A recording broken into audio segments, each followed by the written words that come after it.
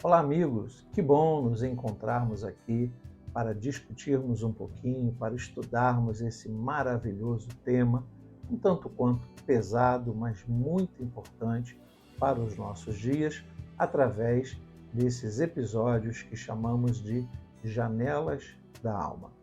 A oportunidade que você tem de ouvir, ver, entender um livro, não apenas ler o livro, isso direto do autor. Estamos falando do livro O Suicídio na Perspectiva Bíblica, lançado pela editora Gama e Prisma.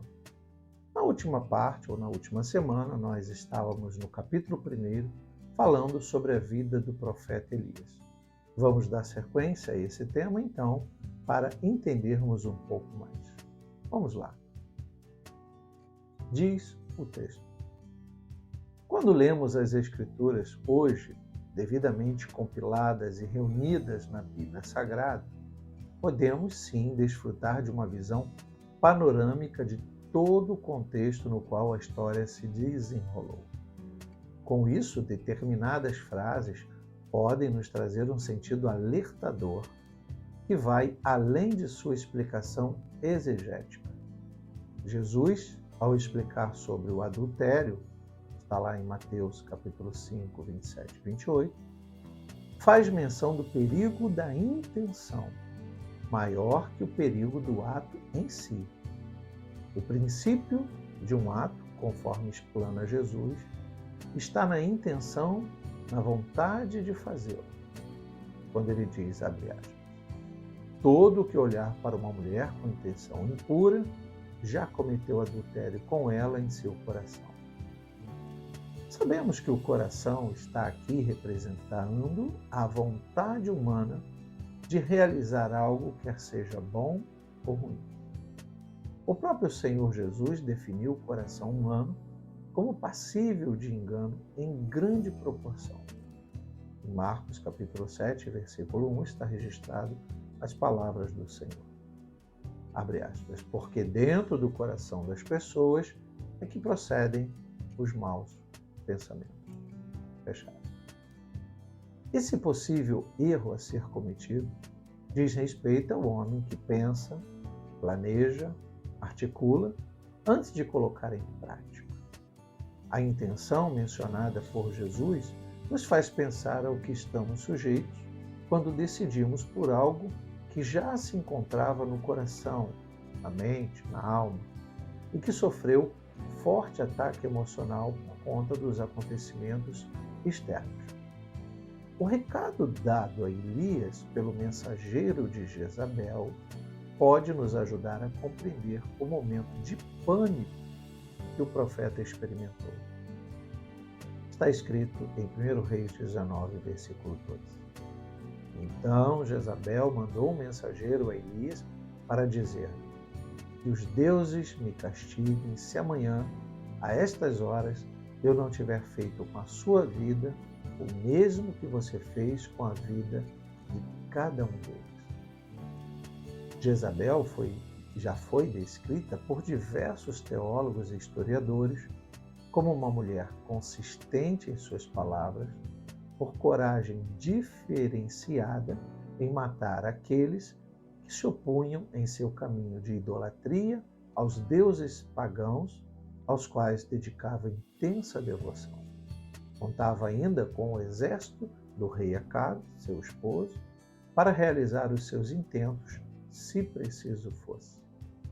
Já aqui, com os pormenores da história deste importante profeta de Israel, podemos perceber o abatimento moral, a tristeza profunda que acomete o personagem homem-alma, a ponto de o fazer sentir um grau de medo jamais experimentado. Um homem com medo de morrer pelas mãos do inimigo que espuma a vingança.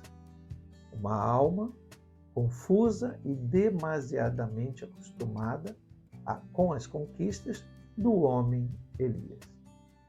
Um personagem pronto para ser desmascarado quanto a toda coragem, força e ousadia que fizeram dele um temente homem, servo do Deus Altíssimo.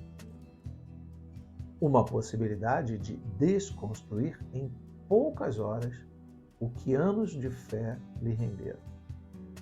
Elias está agora em modo silencioso ou em modo suicida. Seus pensamentos não falam alto o suficiente. Os que estão ao seu redor talvez nem percebam o que se passa em sua alma. Voltemos às palavras de Jesus, abre aspas, do coração, etc., procedem os maus pensamentos, fecha aspas.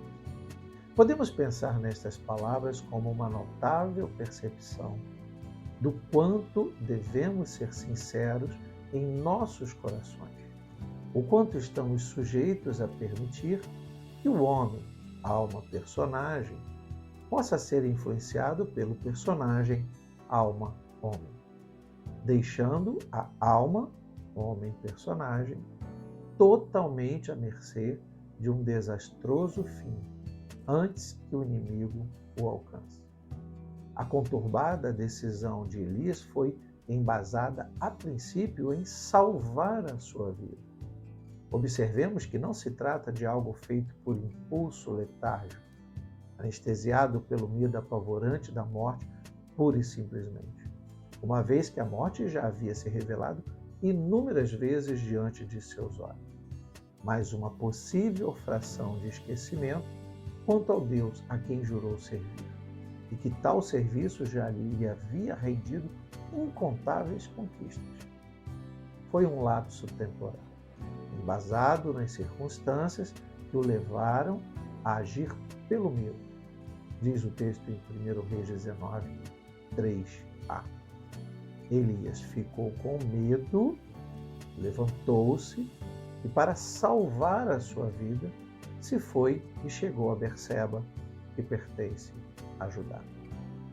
Quiçá sua autodefesa natural.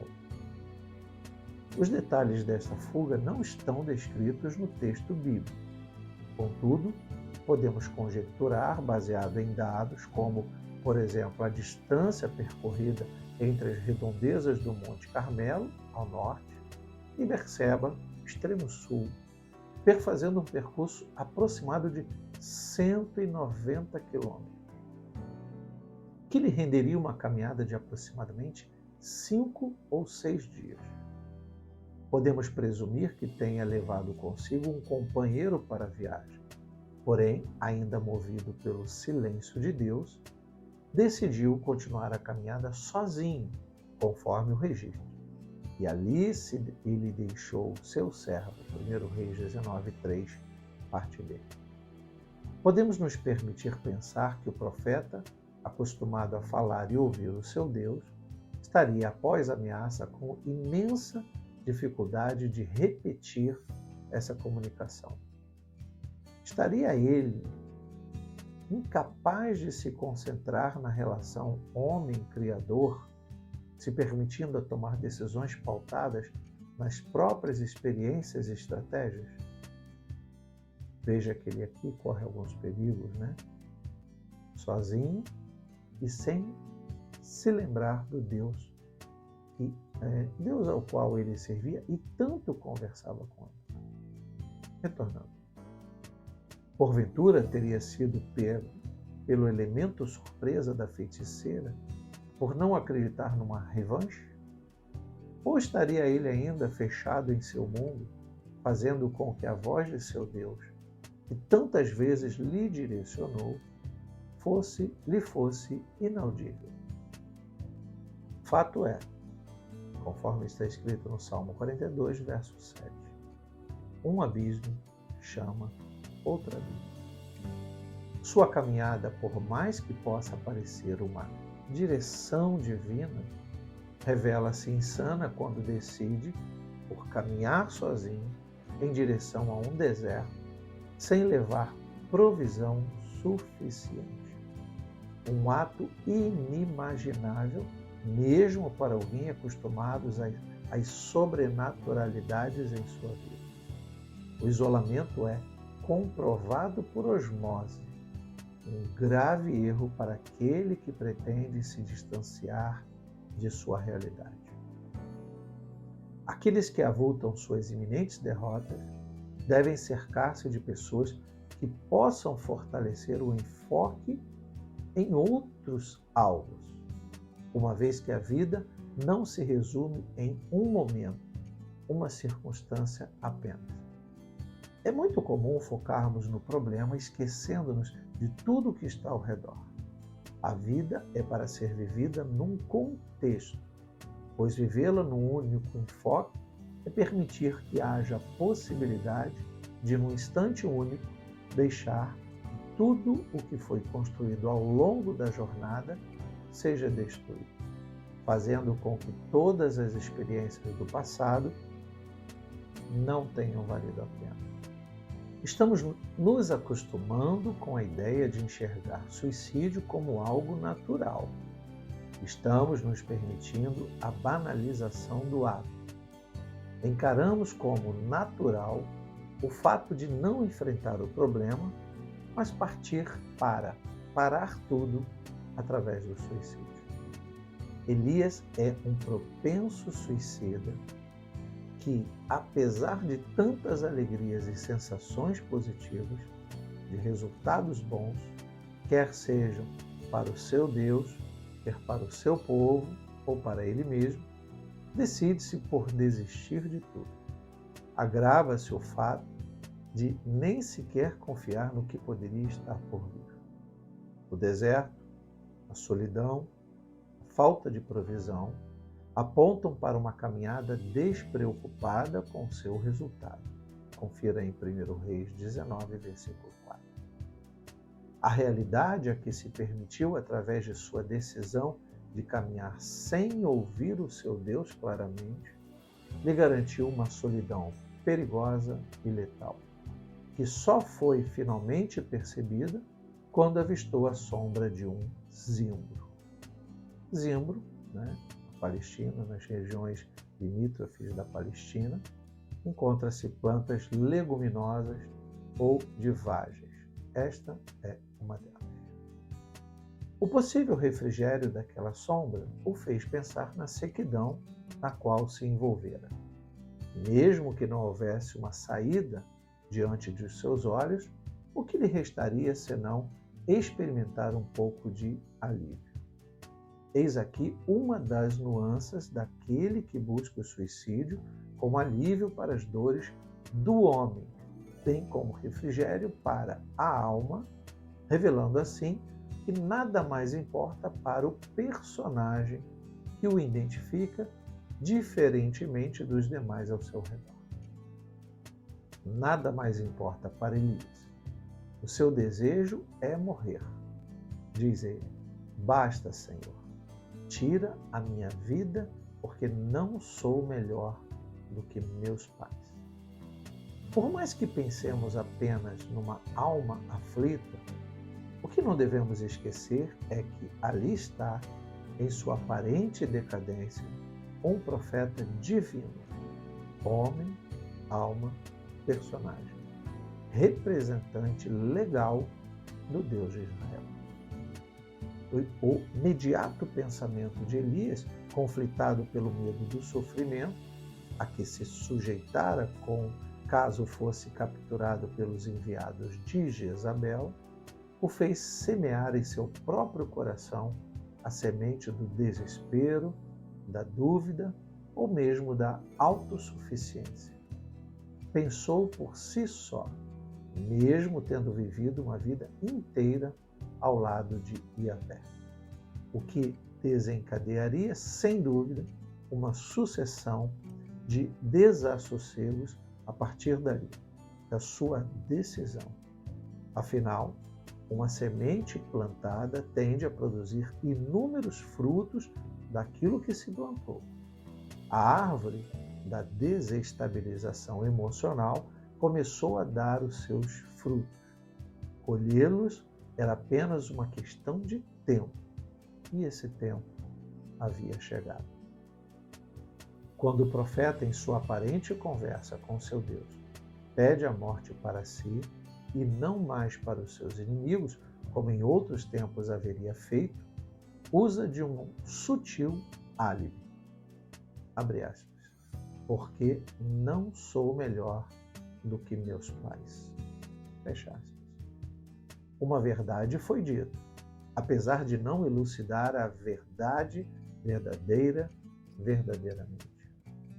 Muletas imperfeitas proporcionam caminhadas oscilantes. O que devemos analisar simploriamente é que essa verdade estava escondida do seu personagem. O homem-alma sabia disso. Sabia que jamais seria melhor ou igual aos seus pais. O personagem Elias, porém, havia se acostumado a viver com essa verdade escondida ou mesmo pensar uma outra verdade. Sou melhor que ou igual aos meus pais. Muitas vezes experimentamos um sentimento que nos leva a viver em comparação a outras pessoas, nos esquecendo que somos indivíduos, organismos únicos.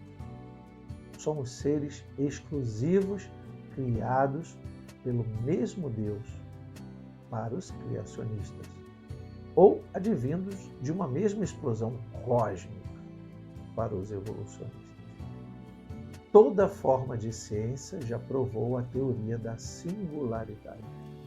Mesmo os gêmeos idênticos, que só são chamados assim pela sua máxima igualdade, jamais serão iguais em sua totalidade. Haverá sempre uma particularidade, quer seja no homem, na alma ou na personagem que se lhe instaurou. Os pais que Elias cita em sua oração mortal não necessariamente remetem aos pais biológicos, mas deixam-nos projetar um comparativo com os profetas que lhe serviram de exemplo, mais personagens, que atuaram em Israel antes dele. Esse momento de pensar em forma de comparações é também muito comum. Podemos dizer normal. A questão, como dito anteriormente, em outras palavras, é que muletas imperfeitas proporcionam caminhadas oscilantes. Ao nos permitirmos viver escorados em outros personagens, uma vez que não conhecemos o homem-alma, podemos nos nivelar nesse comparativo, acima ou abaixo. Comumente, nivelamos acima, pelas conquistas obtidas, até que uma derrota, como a que Elias acreditava que ocorreria, nos jogue para o fundo do abismo emocional, espiritual ou, em alguns casos, físico. Elias, sem dúvida, vivera seu pré-ministério, observando ou ouvindo a história daqueles que deixaram suas marcas no ambiente profético e anunciaram seus oráculos, sinalizando uma mesma intensa relação com Yahvé, quer sejam identificados no profetismo hebreu ou não. Homens que ferviam com a inspiração ou com a mensagem divina, da raiz nebuah ou nabi. Este termo ocorre mais 315 vezes na Escritura. Personas intensamente reconhecidas pelo judaísmo como os verdadeiros atalaias, precursores de Elias, como Moisés, 1526 a.C., Samuel, 1105 a.C., e sua escola de profetas anônimos, 1 Samuel 19, 18 a 24, Gade, Natã, os videntes do rei Davi, 1 Samuel 22, 5, 2 Samuel 12, 1, entre outros, que se colocaram na brecha para anunciar o juízo divino, inicialmente como meio pedagógico, posteriormente como sentença de condenação do justo juiz, não cabendo apelação, uma vez que já fora oferecida a opção de arrependimento do mal que estariam por fazer. Sobre esta citação de Elias, fazendo referência aos seus antecessores, devemos recordar o quão nocivo é viver de comparações, o quão perigoso isso pode se tornar. pois quando uma muleta quebra, aquele que está firmado nela tende a cair. Refiro-me ao fato de depositarmos nossas motivações em personagens que podem ou não fazer parte do panteão dos ídolos a que estaremos sujeitos à adoração. O referencial oscilante que vez por outra nos decepciona. E não apenas isto, mas também no sentido inverso, quando não alcançarmos integralmente todas as façanhas planejadas, desencadeando assim uma real hamartia. Erro, falha, culpa. Um final nada feliz da nossa própria história. Pois Elias nos leva a pensar mais sobre viver nossa própria história, acumular nossas exclusivas experiências. Bom, o tempo é contra nós. Vamos então encerrando aqui mais um pedacinho deste capítulo e na próxima semana continuaremos este importante tema na vida de Elias. Que Deus lhe abençoe rica e abundantemente. Até a próxima.